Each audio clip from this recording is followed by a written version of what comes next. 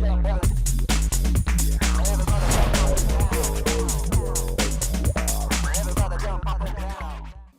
guys, this is Mitch King with the Monday evening, October 5th Daily Stock Report. Wanted to start off by saying the registration for the one-day seminar for November 20th is really moving a lot faster than we thought. So what we're going to do is this Saturday night, we're going to stop all the future registrations for the $100 companion registrations. So if you have a friend or family member that want to go, we'll still honor that all the way between now and Saturday for all new ones and previous registrations for the companion. So get your early bird registration going for $690 for a single person or $790 if you bring a friend.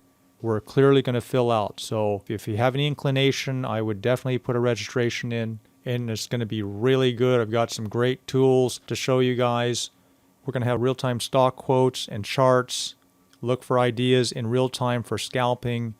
I'll teach you how I do the swing trading, and I got a really cool tool how you find these long intermediate trades that could last for months. So hope you can come. Hello, this is Mitch King with Trade Stocks America with the Daily Stock Report, Monday evening, October 5th, 2009. Here's the Dow 30 up 1.2% today, or 112 points. So we started that buy on the dip that we're looking for maybe a few more up days or next couple days to see some sort of follow through with today. It's hard to tell if we're going to make a higher high than what we saw in the previous month here, right on this day right there. It's just really hard to predict whether we continue to move higher, but the safe play is to assume that it won't do that and try to watch the trading action, how stocks act as it climbs up, right in here this next couple of days, right in here before it crosses over, if it does at all, crosses over to a new high. Again, to repeat myself, as I've done quite a few times in the last 6-7 months, that the market is making these higher highs, they're buying on that dip, going higher than the previous high. It's always difficult after a sell-off like the last week to see your long positions fall apart and then wonder if we're going to bounce up to a higher high. So don't assume that we're going to go to higher highs. We try to pick these bottoms that we saw right in here on Friday and at the early part of today, which I've described in the Daily Stock Report. And this is really why we have those balanced positions of shorts and the longs. So we harvest on the short side last week and we covered those. And now we've went into new long positions today and Friday. So we're really doing a lot of swing trading, which is what I think has got the best odds right now compared to a longer term hold that could be for months. What I think you should be watching for is you should be watching the NASDAQ as a primary indicator what the market's doing in a lot of ways, because it's been so strong in this whole year that if it falls apart, I guarantee you these other indexes are going to fall apart too. But we've got a lot of high flyers. Stocks like Apple Computer's been very strong. Looks like we're poised to make higher highs here. Let's take a look at Google. Let's take a look at Pepsi, which has a 4% dividend, moving up nicely the last couple of days. Goldman Sachs, big move up today for Goldman Sachs, 3.82. Remember, Friday's low was 176 right there, and today we're up 10 points on this. Sounds like a lot, but not for a $175 stock. Still a nice move here, looking for a higher high. Look for that and see if we can continue this long position moving up. Starbucks getting a little bit of a bounce.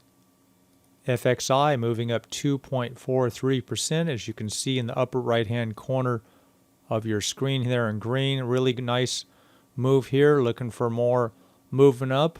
Hard to tell whether we get to a higher high, and a higher high means this one right here if we continue to do that. But you can see we've had a nice pattern here, and you can call that, as Wade Cook called it 15 years ago, rolling stocks. Here's MetLife. The insurance companies really did well today after some concern for a couple down weeks, up 4% today. I'm not thinking that this is going to be something we hold on to for trying to go to higher highs.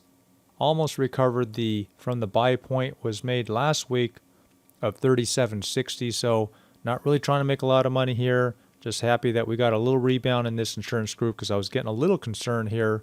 Although the support or the previous pricing here was not breached at all, that $34 figure.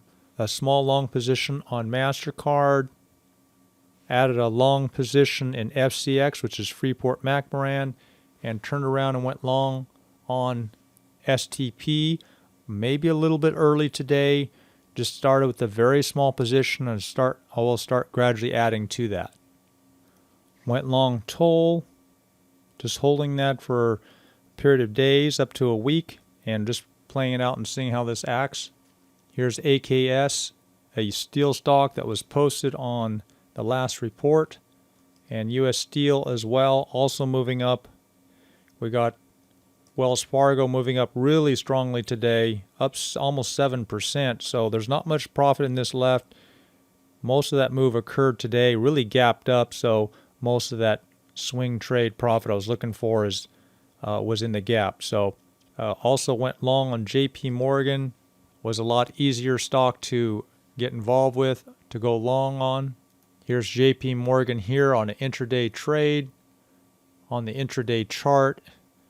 So it's around here 42.60 at the open.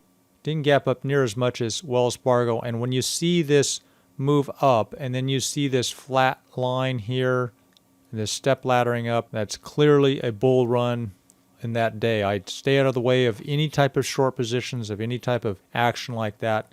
Yeah, it was just for your information. You can also see the MACD going down right in here, and then this is going flat. That's really a sign of a very bullish stock that day, and that's when you stay clear of any shorts and you want to be long that kind of stock. The reason why we went long on JP Morgan today was Wells Fargo gapped up. JP Morgan tends to follow and parallel that. Of course, they're both banking stocks, as most of you know, so that's the logic behind that. Here's A1. AONE stock I had you consider a stock that I listed as an aggressive investor trader idea to consider going long. Stock was starting to move up here in the first pre-market hours and that first opening, and then an article came out from TheStreet.com. Someone thought that it was overpriced, so it dropped hard from 28.20 right over here to a low of 23.06, which is a huge drop.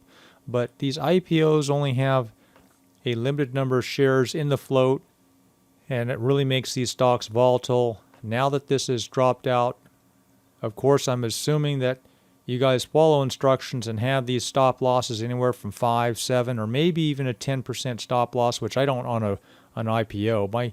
My numbers I usually have are 5 to 7%. Especially these IPOs, I tend to have a tight leash on because I don't trust them for this type of reason. But now that we've dropped this much here, it's very possible that we see a further drop, maybe even down to 20, and look for some sort of bounce up off that. And this is the trade that you want to be looking for on that bounce. Definitely an advanced, aggressive, and speculative type of trade, but it'll take some time to get down there. Here's another trade I think you guys ought to consider on the long side, either as a swing or possibly an intermediate. Very likely last longer than a week. And this is a residential builder, very likely to see a bounce up on this one, D.R. Horton. And we're seeing Agilent starting to weaken and turning over here. You'll see the lot of technical indicators on that moving average. Look at that nice curve here around like this. This is usually a top for an intermediate period of time. Consider a short position on this. Let it run up first and see if we can get up to $28 before we sell that short for anyone who likes a balanced short and a long position like myself. So you guys know what I say. Put the odds in your favor. Don't get leveraged. We'll talk to you tomorrow night.